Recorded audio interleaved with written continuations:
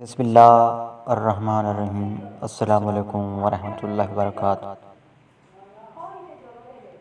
मैं हूँ सफ़ीना ख़ान, आप देख रहे हैं खुशबू से मुअत्तर अपना चैनल खुशबू पीके। सामीन मौज़ूम, जैसा कि मैंने आपके लिए कल अपने प्यारे भतीजे मीर बादशाह खान अफवान की सालगिरह की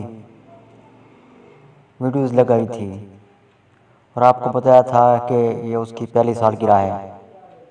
आपने भरपूर पजीराई दी और दे रहे हैं, वीडियो को देख रहे हैं, अपने दोस्तों के साथ भी शेयर कर रहे हैं। सो मैंने सोचा कि आज एक बार फिर आपको खुशी में शामिल किया जाए। इस वीडियो का मैं दूसरा हिस्सा आपकी खिदमत में पेश कर रहा हूँ।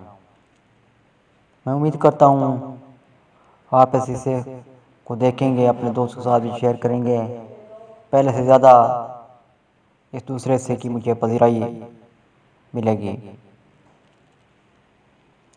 सामीन मौज़ूम, हमारी इस खुशियों को अपनी खुशी समझें।